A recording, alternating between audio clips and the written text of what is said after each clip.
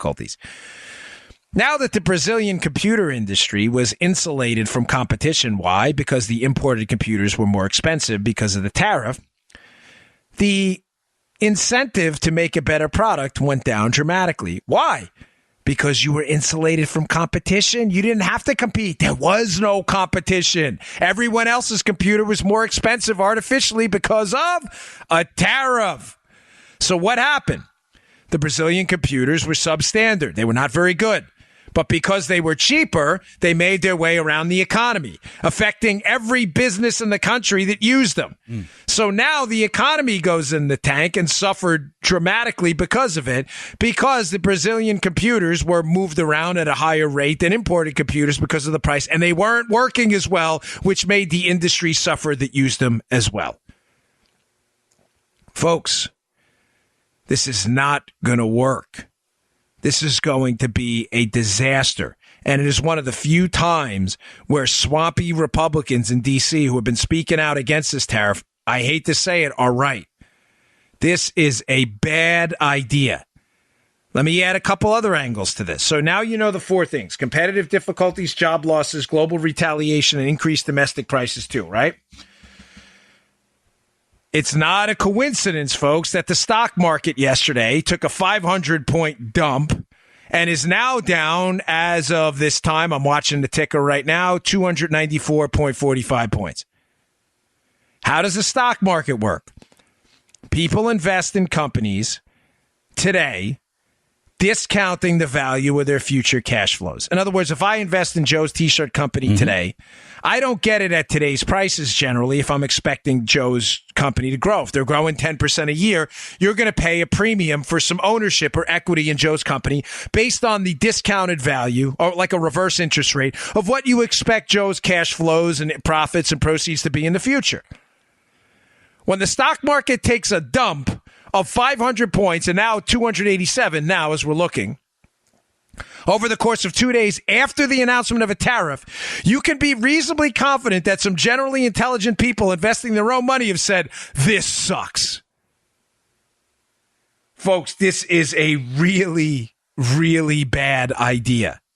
I am sorry, but Trump has been A+ on the economy. Regulations, tax cuts, business sanity in the country, future projections of 4 years of at least staying out of your business, right? This is a bad, bad call. Now, I said I had some data for you. I'm going to give it to you. Cato piece, terrific, by Scott Lincecum. He'll be at the show notes today. Cato's great resource. At Bongino.com. Go check this piece out. Please read it. It's not very long. It is about, again, unanimous research on steel tariffs. Here's just one quote talking about steel. Multiple studies, Joe, which described efforts to restrict imports of various steel products annually cost American consumers. This is a staggering number. Digest what I'm about to tell you. So basically, steel tariffs, or efforts to reduce imports of steel, cost American consumers between $200,000 and $2.3 million for every steel job protected. What? You're like, that's not possible. Like, what do you mean? I gave someone to... No, that's not what they're saying. What they're saying is the losses to the economy, Joe, were so bad from steel tariffs and restrictions on steel imports, were so dramatic that when spread across the American populace, it costs roughly $200,000 to $2.3 million per person for every job that they saved. Folks, I mean, that you think that's a recipe for job growth? Whoa. Now, you may say, all right, Dan, I mean, maybe it was different, when George W. Bush did it. George W. Bush did it? Yes, another Republican who imposed the steel tariff. That steel tariff, Joseph, lasted 18 months before they got rid of it. Why? It was a disaster. A disaster of epic proportions. Now, to be clear, there are various estimates on the job losses from the George W. Bush steel tariffs. Again, another Republican lost in the tariff war. But one of them that I found particularly disturbing was 200,000 job losses, in addition to the costs I told you before that are spread across the American economy by prices increasing everywhere else for everything else that uses steel. 200,000 job losses after 18 months the Bush tariffs went out the window. Folks, this is an atrocious, horrible idea. Please fight against this. Email your legislators, call them at your House of Representatives, your senators. This is a really bad idea, and I'm saying it because, listen, every president has missteps. I genuinely support this guy. I think he has his head in the right place. I think sometimes he gets misguided, though, by bad advice. He got really bad advice on this, and it's going to require us to say something. And you know what? If some people on the other side of the aisle want to get on board and fight this too, then this is the perfect opportunity for some form of bipartisanship. This is not going to help. I'm telling you, if this goes through, it is going to take a substantial cut out of economic growth for next year. It's a big mistake. Okay, moving on. How are we doing on time here? All right, we're good. All right, I got a couple more I want to get to here. Hey, really cool story I saw at Judicial Watch. It'll be up at the show notes today. Again, you know where to find it, bongino.com. I hate to keep saying it, folks, but this is how we pay for the show. And, we're trying to, you'll see next Monday, we've got some ideas to expand the marketing platform and things like that. So forgive me. I don't mean, I'm not P.T. Barnum here, it's just that as the show grows, as Joe knows, it's getting expensive for a number of reasons, and we don't want to be under pressure here to have to put 6,000 ads in the show. Okay. I'm trying to keep it between, 1 and 3 spots per show. As you've seen, we've kind of cut it down a little bit, even over the last few days. So we're trying to keep it inexpensive. So forgive me, but bongino.com is my website, and that's where I'll keep these show notes. And it does help if you go there and read them. So thank you. Crazy story. Judicial Watch. I missed this somehow. I don't know how I did, but it ties into one of the big shoes to drop, I think, coming up in the Trump-Russia, Clinton email, Uranium One scandal. It's all one big mishmash of government malfeasance, right? Mm-hmm. I told you before about Skolkovo, how we'll see more about Skolkovo in the future. But here's another story that Judicial Watch has out about these private emails. I shouldn't say private emails. That's a bad way to phrase it. These cryptic pseudonym accounts that government officials in the Obama administration were using to communicate. Now, a lot of them had them. One of them was Lisa Jackson, the former EPA administrator. They had this, the way these things were found, just to be clear, folks, is they issued a lot of FOIA requests, Freedom of Information Act requests, whether it's Judicial Watch or others, other investigators, reporters and stuff. And they found a vacuum, like a black hole of emails for people. In other words, like when I was in the Secret Service, my email at the time was at dbongino@usss.treasury.gov. I think that was it probably was it. I was not active anymore, obviously, but that was my government email. That was my official account. What they're finding, this pattern with Obama I'm going to tie this up for you in a minute, with Obama administration officials, is they had fake names. So Lisa Jackson had an account, Joe. Richard Windsor. That sounds like there may be a movie someone saw that in. Any kind of movie we'd be watching in a family-friendly show, So, Summer Rain, Richard Windsor, or whatever. You know what I'm saying? I don't know where they got that from. But Richard Windsor was the account she was using to communicate with. Now, it was an EPA account, but it was a different name. Why would you do that? Well, you would do it to hide your communications. Is there any other legitimate reason, folks? My name's Dan Bongino, okay? It's not Joey 2 times at usss.treasury.gov, okay? It was Dan Bongino, D Bongino. That was my email.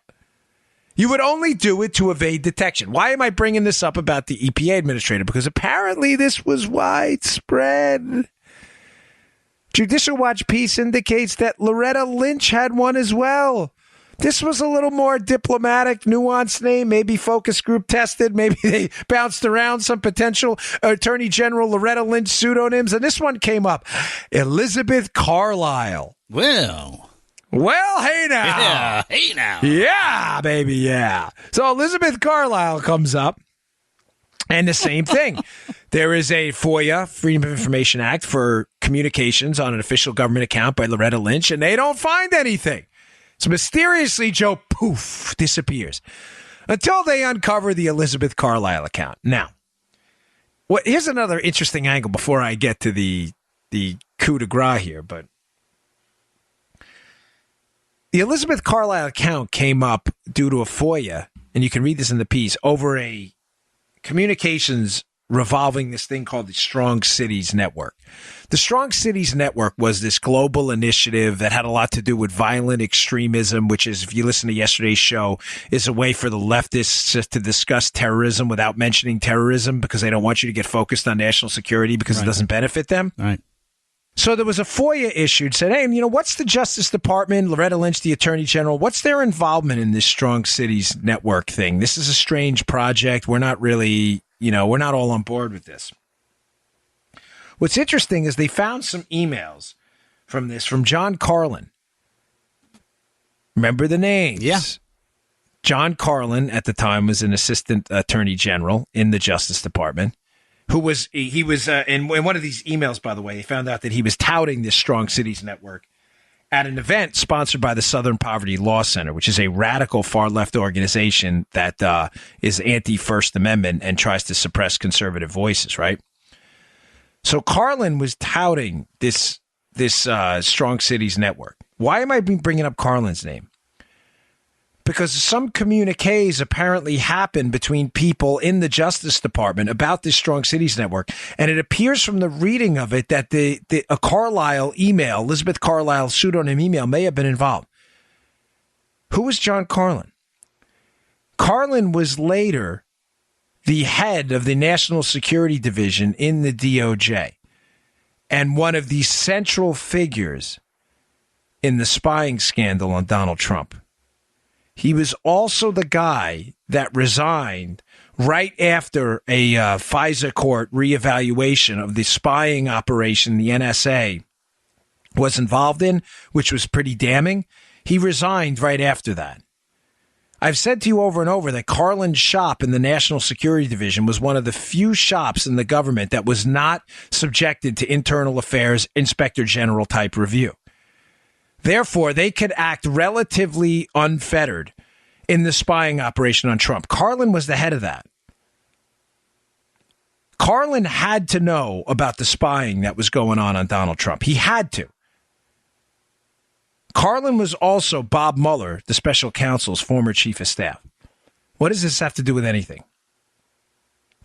Did Carlin have one of these emails too? Did Carlin have a Tommy 2x email? Tommy 2x at DOJ.gov or whatever? Honestly, I don't know. I'm asking a serious question. Any sources out there? You want to contact me? I mean, real sources. All I'm saying to you is I brought up to you during the entire timeline and during 628, all the episodes I did on this Trump-Russia thing, that the shoe to drop was going to be Obama's emails to Hillary Clinton. We know they're out there. What I'm suggesting to you is maybe there are more. How many people in the government? Now we know the EPA administrator. We know the Department of Justice. We know, it seems that Carlin had some communications in here too with these people.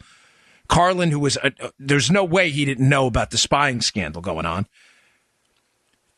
Joe, is there an entire network of communications going on out there using fake addresses? And I'll leave you with this. Is one of those, I should say fake names. Is one of those fake names going to turn out later on to be a Barack Obama account? And did that Barack Obama account communicate regularly from, say, what is it? The White House email domain, I think, is who.eop.gov or something like that. Is there a Tony Smith at whatever, whitehouse.eop.gov, whatever it is? And is that Tony Smith, Barack Obama? I'm just saying, folks, I know for a fact, it's been widely reported that there are emails out there from Obama to Hillary on that private email server. Maybe there are more Barack Obama emails as well to other people. And this, that would be, it would crack everything. I mean, if that's out there, it would crack everything wide open. I think he's in a lot of trouble to begin with, just for emailing Hillary on this private email account she had. But there could be more, and I want to throw that out there. And I don't know. I found it interesting. I know I don't like to leave open questions. Nothing worse than watching a movie and not understanding it at the end. You know, Joe, you ever see like, what was that movie? Vanilla Sky with Tom Cruise? I still don't get that movie. I don't understand it. What the hell happened to them? Was he dreaming? Was he not dreaming? But I'm putting it out there to be fair, not to leave you with, how do I leave you in suspense kind of thing. This is